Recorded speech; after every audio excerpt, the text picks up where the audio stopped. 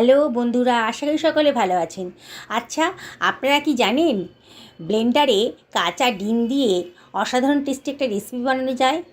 Hotel রেস্টুরেন্টে কিনতে গেলে কিন্তু এটা অসম্ভব দামি, আর বাড়িতে যদি বানিয়ে নেন তাহলে কিন্তু অল্প খরচের মধ্যে দারুণ স্বাদের একটা রেসিপি আপনারা তৈরি করে ফেলতে পারবেন। আমি এখানে 5খানা ডিম নিয়ে নিয়েছি। ডিমগুলোকে ফাটিয়ে আমি একটা পাত্রের ভেতর রেখে দিচ্ছি। 5টা ডিমই ফাটানো হয়ে গেছে আমার। এবার এই ডিম পাঁচটাকে আমি একটা ব্লেন্ডারের ভেতর দিয়ে দিচ্ছি। খুব তাড়াতাড়ি হয়ে যাবে তাহলে ব্লেন্ড করলে পরে। এবার দিয়ে দিলাম হাফ টি চামচ মতো লবণ আর 1 টি চামচ মতন গোলমরিচের গুঁড়ো। খুব সুন্দর টেস্ট হবে। এবার এটাকে ব্লেন্ড করে নিলাম। দেখুন কত সুন্দর একটা স্মুথ পেস্ট তৈরি হয়ে গেছে। এবার এটাকে আমি একটা পাত্রের ভেতর নিয়ে নিচ্ছি। এর মধ্যে দিয়ে দিচ্ছি খানিকটা চিলি ফ্লেক্স, দেখতেও ভালো লাগবে আর খেতেও সুস্বাদু হবে। একটু ঘেটে নিলাম, মিশিয়ে দিলাম আর কি। বেশ ভালো করে মেশানো হয়ে গেছে। এবার আমি একটা কেক টিনের ভেতরে 1 চামচ মতো সাদা তেল দিয়ে দিলাম। আপনাদের কাছে যদি এই পাত্রটা না থাকে তাহলে যে কোনো একটু উঁচু ধরনের বা থালার ভেতরে কিংবা বাটির ভেতর আপনারা এটা করতে পারেন। তেল মাখিয়ে নেবেন, তারপরে ডিমের ব্যাটারটা এর ভেতর দিয়ে দিলাম।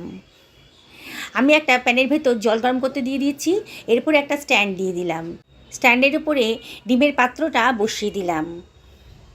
এবার এটাকে আমি ঢাকা দিয়ে মিনিট 10 হাই ফ্লেমে রান্না করে নেব। 10 মিনিট বাদে দেখুন, একটু চেক করে দেখছি যে ডিমটা জমে গেছে কি না। একটা নাইফ ঢুকিয়ে দিলাম, না একদম পরিষ্কার আছে নাইফটা, চটচটে হয়নি, হয়ে গেছে। এটাকে আমি এবার গ্যাসের ওভেন থেকে ঠান্ডা করার জন্য বাইরে নিয়ে এসেছি। একটু ঠান্ডা হয়ে গেছে, তারপরে ছুরি দিয়ে সাইডটা একটু ছাড়িয়ে নিচ্ছি। আমি এটাকে পিস পিস করে কেটে নেব।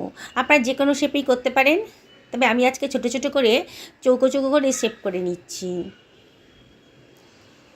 বন্ধুরা, রেসিপিটা বানানো কিন্তু একেবারেই সোজা।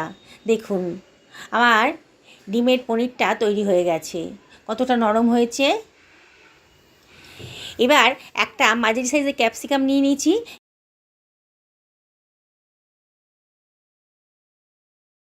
চৌকো চৌকো করে কেটে নিলাম, সরিয়ে রাখছি। 2খানা মাঝারি সাইজের পেঁয়াজ নিয়ে নিয়েছি। পেঁয়াজের খোসাটা আমি ছাড়িয়ে নেব।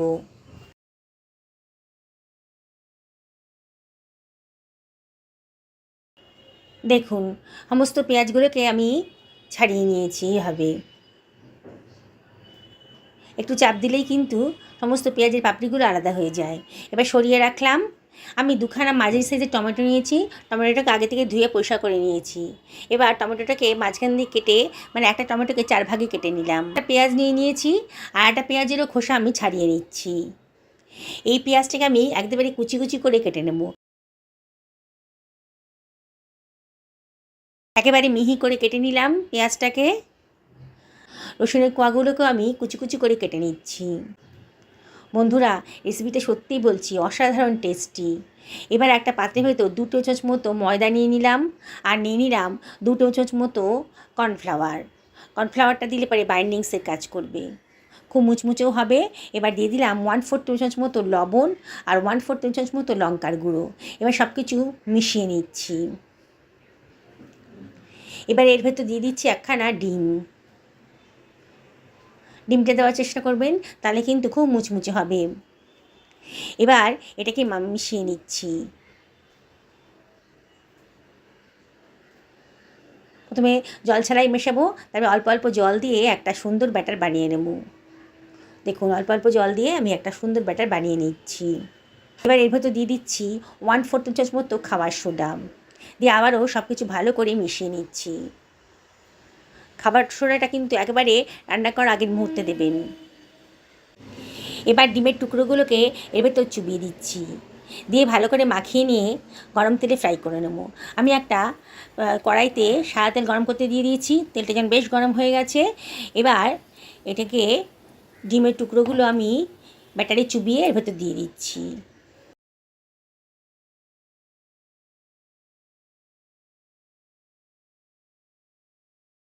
আমি পকোড়াগুলোকে এপিট ওপিট করে ভালো করে ভেজে নিচ্ছি। দেখুন খুব ভালো করে লাল লাল করে ভেজে নেব।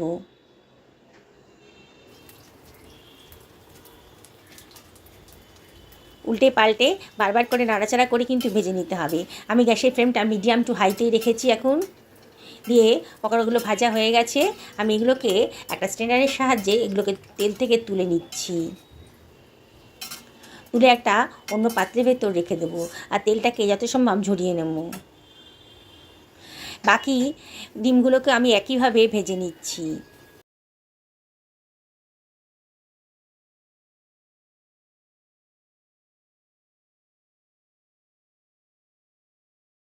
পুরনো বন্ধুদেরকে অনেক ধন্যবাদ, তাদের সাপোর্টের জন্য এত দূর আসতে পেরেছি। তাও রিকোয়েস্ট করবো আপনাদেরকে, রেসিপিটা যদি ভালো লাগে তাহলে লাইক করবেন, শেয়ার করবেন আর কমেন্ট করবেন। সমস্ত ডিমগুলো ভাজা হয়ে গেছে। এবার তেল থেকে তুলে নিয়ে আমি কেটে রাখা পেঁয়াজটা দিয়ে দিলাম। যে পেঁয়াজগুলো বড় বড় করে কেটে রেখেছিলাম সেটা দিয়ে দিলাম। দিয়ে মিনিট খানিক নাড়াচাড়া করার পর আমি দিয়ে দিলাম ক্যাপসিকাম কুচিটা আর দিয়ে দিলাম সামান্য একটুখানি লবণ, 1/4 টেবিল চামচ মতন। দিয়ে সব কিছু আবারও ভালো করে নাড়াচাড়া করে এটাকে ফ্রাই করে নিচ্ছি। গ্যাসের ফ্লেমটা কিন্তু হাইতেই রেখেছি, খুব বেশি ভাজবো না। আরও মিনিট খানিক ভাজার পরে দিয়ে দিলাম টমেটো কুচিটা আর কি, বড় বড় করে যেটা কেটে রেখেছিলাম। দিয়ে অনবরত কিন্তু নাড়তে হবে। সবজি কিন্তু বেশি ভাজা যাবে না, একটু নরম হলেই হয়ে যাবে। ভেতরে ক্রাঞ্চি ভাবটা মানে কচকচে ভাবটা যেন থাকে, তাহলে কিন্তু টেস্টি হবে। এবার আমি তুলে নিচ্ছি। বোঝা যাচ্ছে সবজিটা কিন্তু একটু নরম হয়ে গেছে, কিন্তু পুরোপুরি ভাজা হয়নি। তুলে নিলাম। তুলে নিয়ে এবার কড়াইতে তেলটা কিন্তু একেবারেই কমে গেছে, তাই এখানে 1 টেবিল চামচ মতো সাদা তেল আমি দিয়ে দিচ্ছি। তেলটা যখন গরম হয়ে গেছে তখন দিয়ে দিলাম রসুনের কুচিগুলো, একটু ফ্রাই করে নেব, সুন্দর একটা ফ্লেভার আসবে। প্রথমে রসুনটা দিয়ে দিলাম ওই জন্যে। এবারে দিয়ে দিচ্ছি পেঁয়াজ কুচনো পেঁয়াজটা দিয়ে দিলাম আর টমেটোর যে ভেতরের অংশটা কেটে রেখেছিলাম সেটাও দিয়ে দিলাম। দিয়ে সব কিছু ভালো করে মিশিয়ে নিচ্ছি। গ্যাসের ফ্লেমটা কিন্তু হাইতেই রেখেছি আর অনবরত কিন্তু নাড়তে হবে। এবার এর ভেতর দিয়ে দিচ্ছি 1 চামচ মতো আদা রসুনের বাটা, দিয়ে সব কিছু ভালো করে মিশিয়ে নিচ্ছি। এবার এর ভেতর দিয়ে দিলাম 1/2 টেবিল চামচ মতো লবণ আর দিয়ে দিচ্ছি 1 টেবিল চামচ মতো ভিনিগার আর 2 টেবিল চামচ মতো সোয়া সস। দিয়ে সব কিছু ভালো করে মিশিয়ে নিচ্ছি। খুব ভালো করে মিশিয়ে নিতে হবে। গ্যাসের ফ্লেম কিন্তু হাইতেই রেখেছি আর অনবরত কিন্তু নাড়ছি। এবার দিয়ে দিলাম ভেজে রাখা ক্যাপসিকাম, পেঁয়াজ আর টমেটোটা, দিয়ে সব কিছু আবারও ভালো করে মিশিয়ে নিচ্ছি।